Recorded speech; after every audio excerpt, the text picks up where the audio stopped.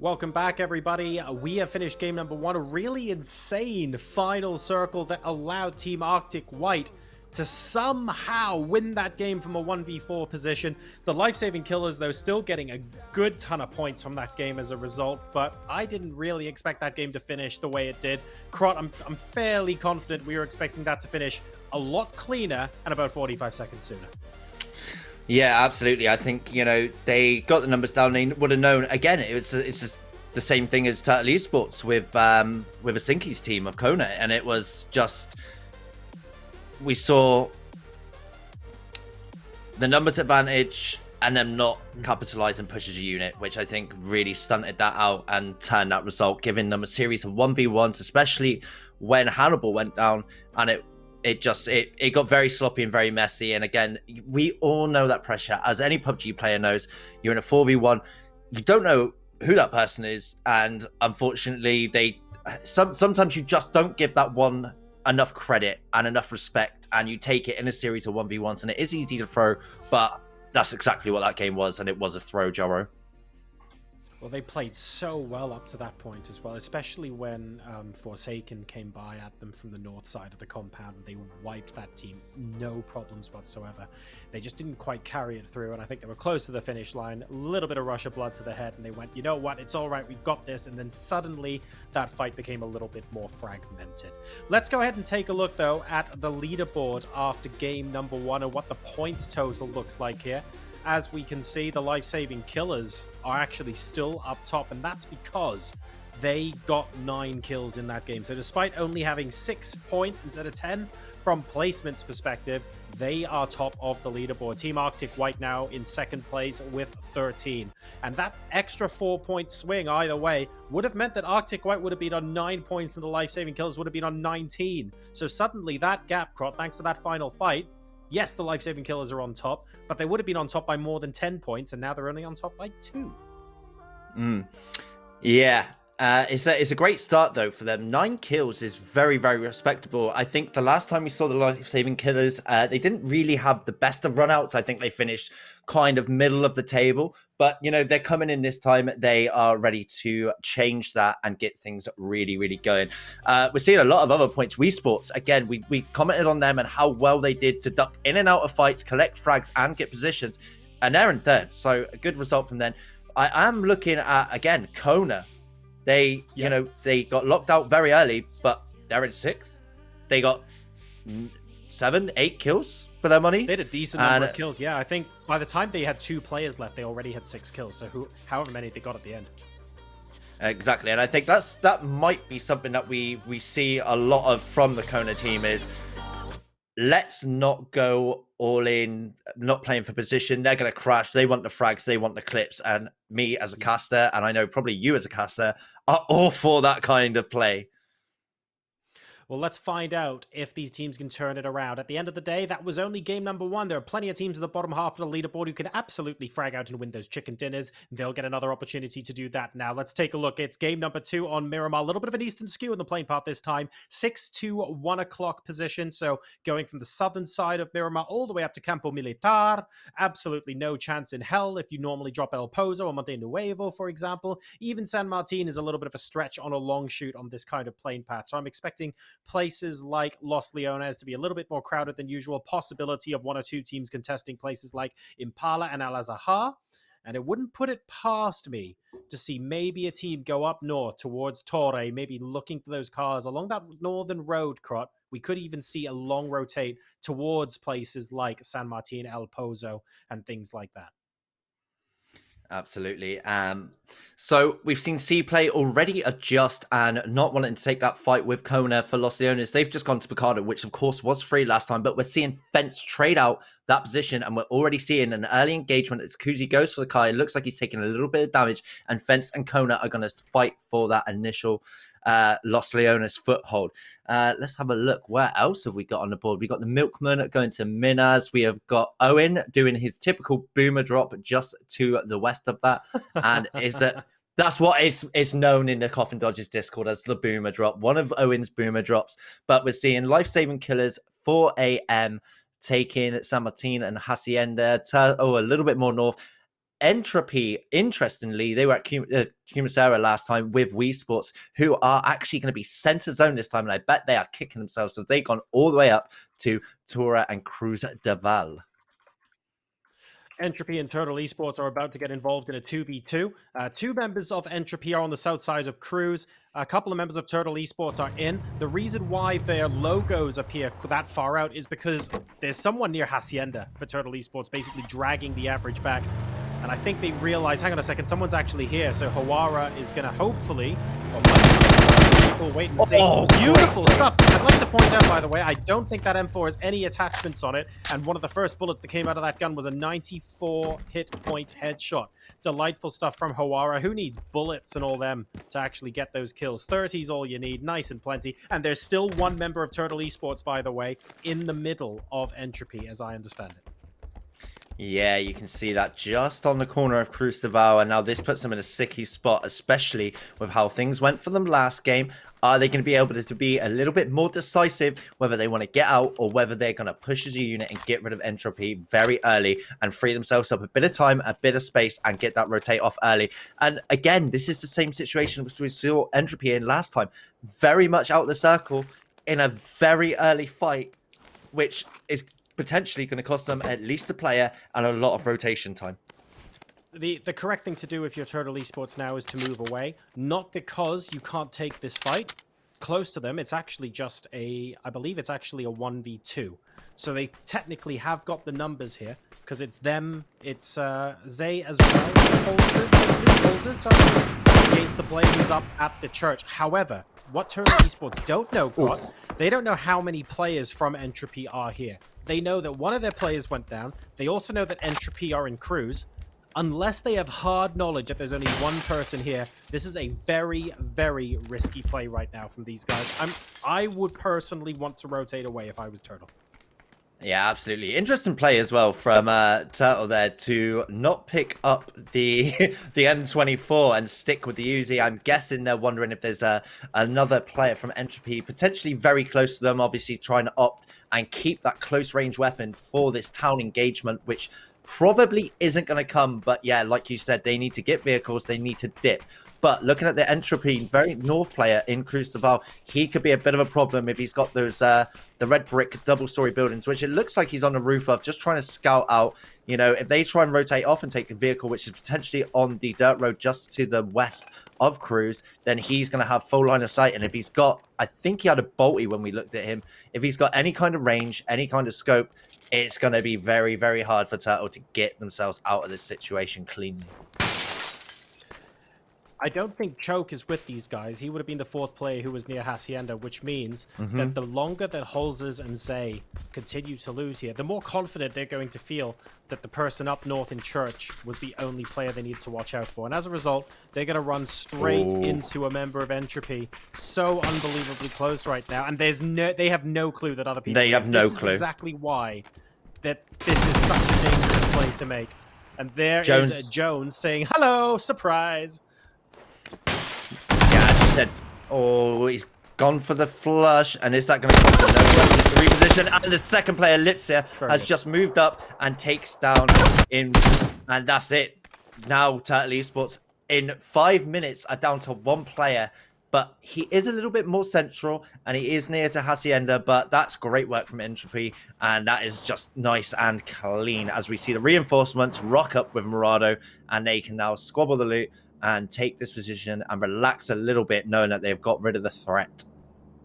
That is a great example and a fantastic illustration of perhaps the lesson that we spoke about earlier on in the broadcast at the start of Game 1. Very dangerous for Turtle to come in because they made the assumption there was only one player by the church. Not only was there more than one player, but as soon as they rotate off the church, they got caught by surprise twice, and that's a good enough reason for them to go from 4 players down to 1 really early on in the game. Here's the one-line takeaway from that, Crot. Not a single member of Turtle Esports went down to opposition that they could see. And if there's ever a lesson to take away from early game PUBG, that's it. Absolutely, and I think that the thing that that Entropy did really well there was they got themselves into positions. I'm guessing they would have had a little bit of intel, knowing that they were on the west-hand side, moving north, trying to loot themselves up, potentially get to a vehicle that would have been out of line of sight from Church, which I'm guessing he would have been feeding them information down. But we saw Jones move into that position, and Turtle Esports, they had no clue. They were smashing windows. They were strutting around like they owned the place, and that was what come to bite them in the butt. Because as soon as that visual knowledge, that visual relay goes out the window, all right, I can't see them, but they were moving north. They then give Jones all of the sound cues he needed to move in and cleanly take out that team. Yep, Jones basically didn't even have to move. He had so many sound cues that he knew exactly where they were the entire time. Now we're going to be moving further into the center of the zone. You can see zone 1 is just east of Chumacera, so those teams up north just now would have had to travel a long way, but they will be able to have that fighting finishing in time for them to grab vehicles and move out, so that's cool. Forsaken moving into a compound northeast of center, looking for enemies, but it doesn't look like it's intended to stay around for very long. The valuable veterans in the meantime getting harassed by Kona as they try and move towards Los Leones. They're going to lose one in transit. There goes Sural.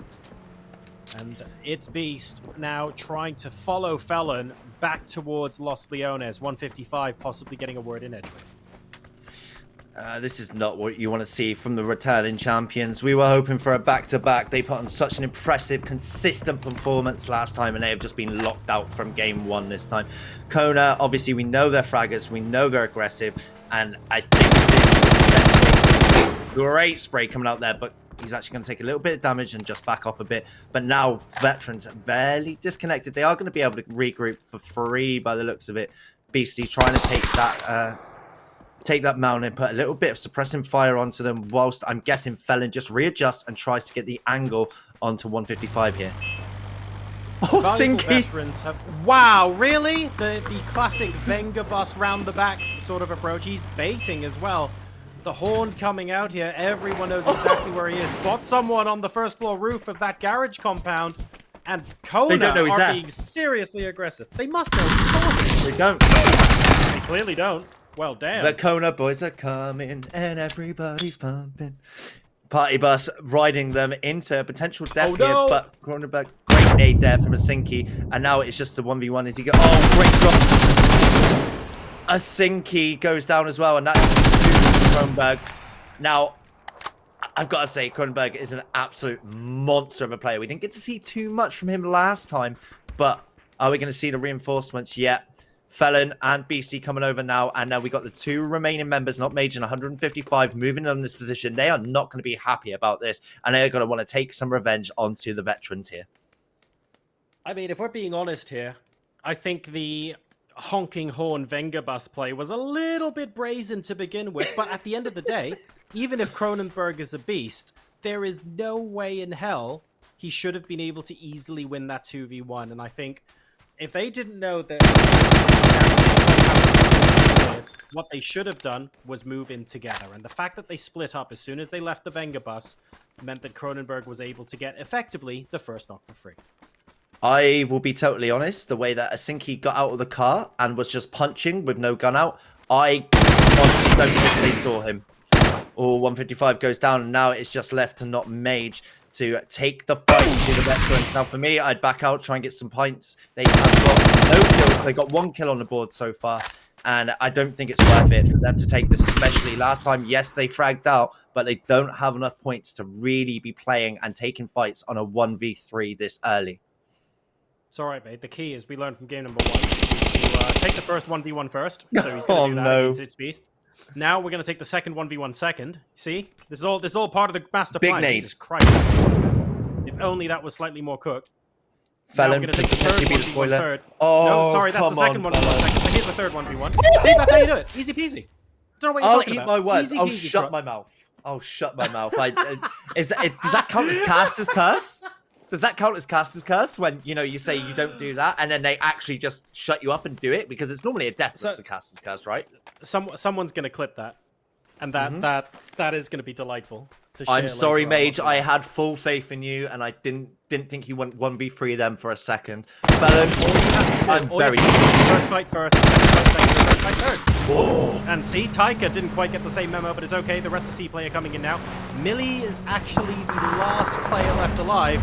And instead of taking the same advice, we're going to go ahead and say, you know what, live to fight another day, and casually move further south. So first fight first, second fight second, third fight third, maybe doesn't quite apply in this situation where you've got enemies on that many angles, but it's all right. Whew, what a game so far. Fit Mick from InstaFlush, who is actually Vandal, he picked up one of the kills from that fight from about 400 meters away. Oh my god. And all that chaos. So they've got another point for their money, which, you know, we tend to see InstaFlush do so well on Miramar, but they didn't prove it in the first game. Potentially redemption arc for them here, especially returning after a month off. I've got to say, that's what I want to see. Yeah, InstaFlush have had a relatively quiet return to the PSS so far, but it doesn't have to be quiet. Looking forward to seeing how they continue to grow into the game. They've had a lot of good experience actually getting better and better as the day goes on, Crot, so there's plenty of time for them to do it, but they first are going to have to navigate this. InstaFlush might like this actually. It's a hardship to the 9 o'clock position towards the west of Chumacera, and that means that InstaFlush are on the edge of the circle, gatekeeping Fence, gatekeeping C-Play, gatekeeping Forsaken, potentially gatekeeping Kona, although they're going to be moving down south. This could lead to a very high kill total for InstaFlush if they play this well, or they can choose to go center circle themselves. Yeah, absolutely. And knowing and playing with these guys, I think they will sit edge here. They've got a lot of fraggers, and if they know that, well, they do, because they got involved in the Entropy C-Play fight. So I think they're going to know how many players are outside. Very smart play from Milji here. How am I saying that? From Mill here. I'm going with Millie. Millie, very good play. Yeah. Just sitting prone. He's going to let them just take the church and scout their way in, which, of course, you can use this team to do your dirty work for you. You can sit prone, you can hide, and you can find out where the gunshots go as they scout and they start to move in themselves. Oh, Cross, I'm so upset. Why? I just realized that I had the opportunity to troll the hell out of you and say it's actually pronounced Majilj. And I didn't take that opportunity. Majil's prone here. Oh, Entropy going to move in and actually now with Forsaken that are up on the track. Oh, they might go into Mill here. Don't think they will. Oh.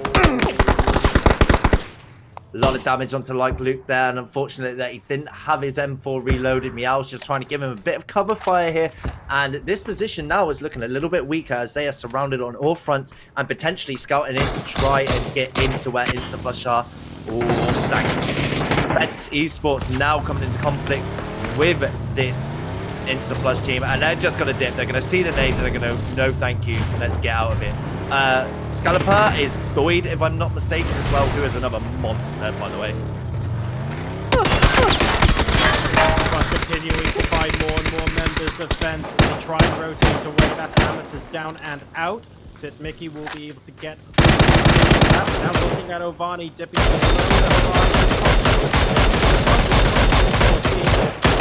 connect this time around. Still, we always knew that InstaFlush are in a position to potentially gate the inside. That's exactly what they've done here. Nick the G being a little bit annoying from afar. The life-saving killer, second in the previous game, continuing to be alive and doing a fair amount of damage this time. But InstaFlush with all 4 alive now, with the 15-minute mark of this game, and they've got 4 kills to their name. So excellent start. They're really good, and this is the game that we want to see from them. You know, they're known for being fraggers, they're known for being super strong and taking a lot of control in the map and doing very well. Now, the thing is with InstaFlush is they either start super strong and then kind of fall off on Erangel, which is their less preferred map, or they start very slow and then they come in at the end and get themselves into that top 3 kind of position. So it's going to be interesting to see how they do this time. You know, they had a month off, and it's... Have they changed things up for them? That's a good point. They might have done. We haven't really they haven't been given the opportunity for us to see that yet. They certainly didn't demonstrate it in game number 1, but they have the opportunity to maybe go center and pop off this game. Their preferred strategy at the moment, gatekeep on the edge. There's no reason for them to send it too early. You can see the circle's about to start moving, and they're still very much on the edge here, not looking to get involved. 3-way fight here in Chumacera between Forsaken, Kona, and Wii Sports, with Entropy coming up on that as well. That could end up being a 4-way fight. The life-saving killers are rotating around north of another hardship towards La Drillera. which is incredible. 4A men have got the center. Them. The life-saving killers might be able to get a good position, but they will get shot at a lot. They're probably going to have to rotate to around the 10 o'clock position of the new circle for them to be safe. Yeah, this is about to become an absolute war zone on this eastern side, and we saw insta-flush, you know, on that side, and now where they were holding, thinking that they were going to gatekeep so many teams, they are now in the position that they put the rest of those teams in. So potentially sitting there for that long and trying to gatekeep, collecting a few kills for their money might actually be their downfall here, as they've now got to do the exact same thing.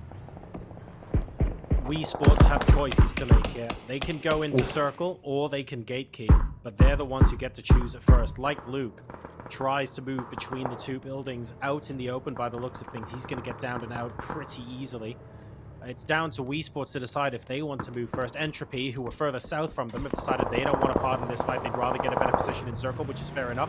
Wii Sports are going to have to watch out for them in 45 seconds or so. But right now, it's 1.5 minutes until this circle closes, and nobody wants to pay the toll to come in. Everyone is leaving. This is Forsaken going out the north side of Chumacera. Very smart move from them.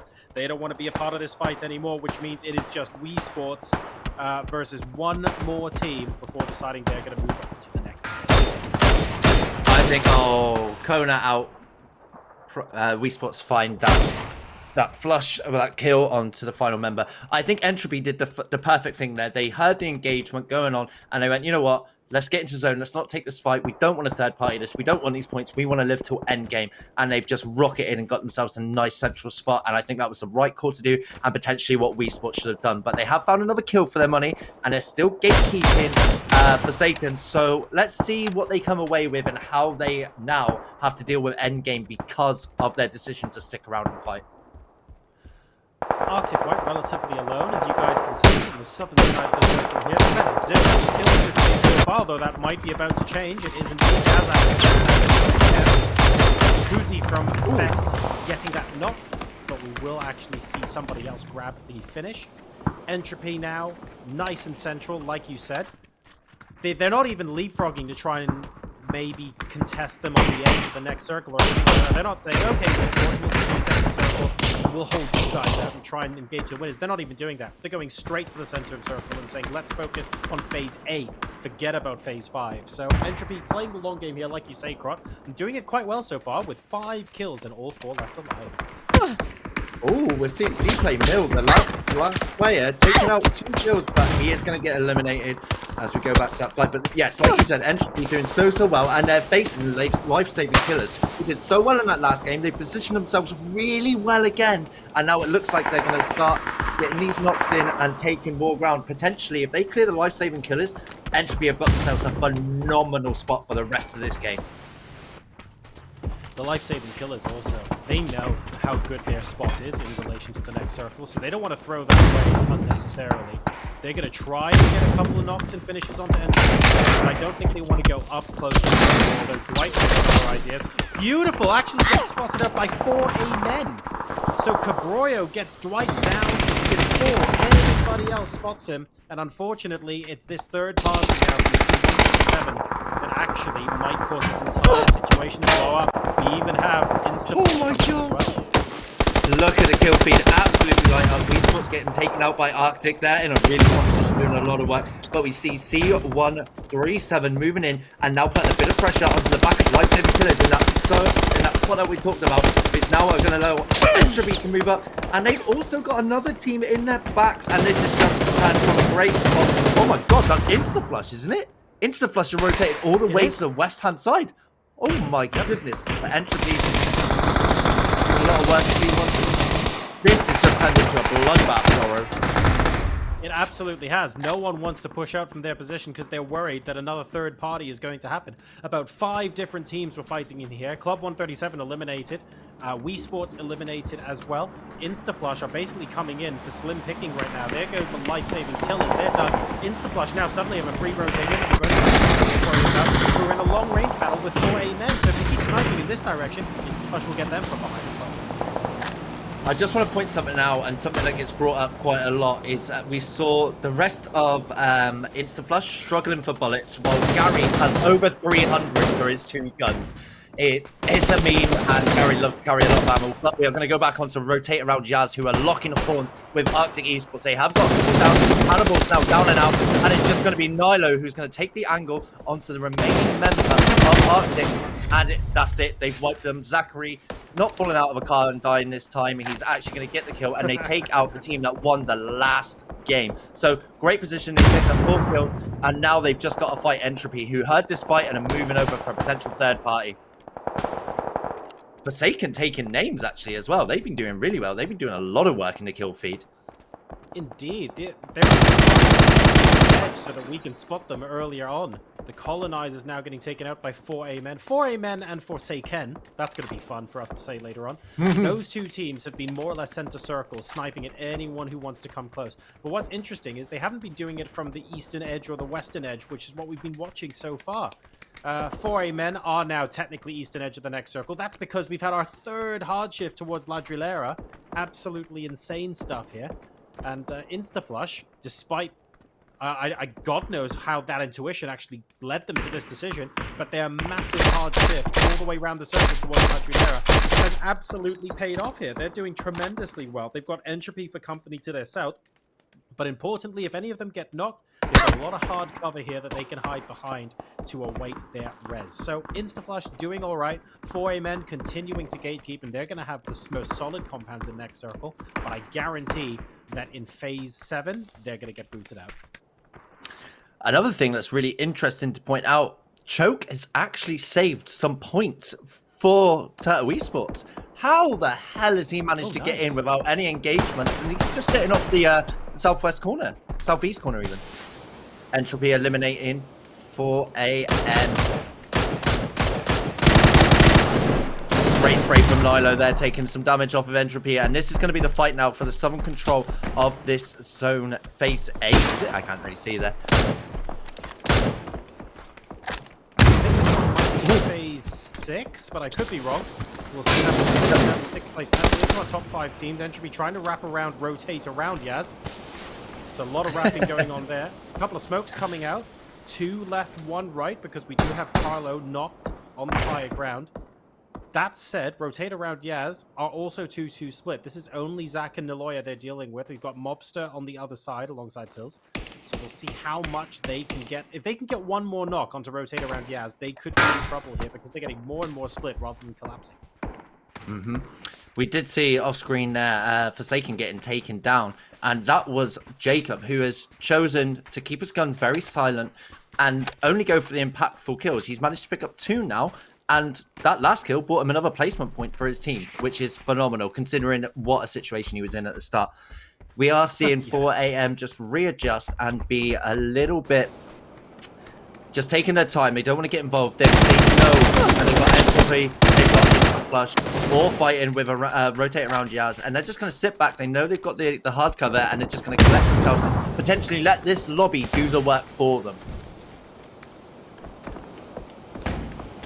They don't really have anyone other than Entropy to worry about on this side of the map. They're using an awful lot of their utility here. This is without knocks, remember, so if they're able to get to the last 2 or 3, for example, this could end up Scalapa, but not quickly enough. That is 1 down. Entropy slowly getting wrapped around. Jones in the distance, but no one else closer by the looks of things. Instaflush slowly taking control of the southwestern edge of the circle, and if they're able to do that, players like Jones are going to find it very difficult, because as they move in, they'll then have Sills and Monster to worry about as well. It won't just be Instaflush. Really importantly, if you actually look at the circle, I think there's only 2 members of Instaflush that are actually inside the next zone. All of the fighting is gone on outside. They're just wrapping and clearing and wrapping and clearing. That's Turtle Esports out. Really unfortunate as we go into our top 4 teams now. Entropy looking like they're just on 2 members. Rotate around Yaz and 4AM on 3. And we see the mighty Instaflush 4 up with so much gatekeeping control now. And I hope they're not going to pull a life-saving killers on this, because this looks like if they can contain that high ground and keep everybody below and outside of this zone, they look guaranteed for a really strong finish here, Joro. Very quiet. Gary just upside there. Don't want to be found out by Instaflush. All the way down to 1 HP, but will be able to get the first aid off. 3 up for 4A men. 3 up for Rotate Around Yaz. 2 up for Entropy. And all 4 for Instaflush. But crucially, all of them are in the same half of the circle. I mean, this is ridiculous. 4A men are on the east side. Everybody else is fighting for this southern dominance with no one on the north side of the circle. Absolutely. If we just look at Entropy's kills as well, they're on 11. So regardless of how well they actually do, they've got themselves a good chunk of points in this game too, Jaro. It's delightful for them. They need to get a couple more kills on the board, though, if they want to make a big impact on the sharp end of things. Unfortunately, Jones going down to a headshot there from Sills isn't going to help them particularly much. Lipsia continuing to be nice and quiet. 2 members of Instaflush all around him, and he's effectively fighting 2 different squads. Rotate Around Yaz on one side and Instaflush on the other. I feel a little bit sorry for how Lipsia's going to have to fight this. Does he get 2? Also fight against 2 different players at once.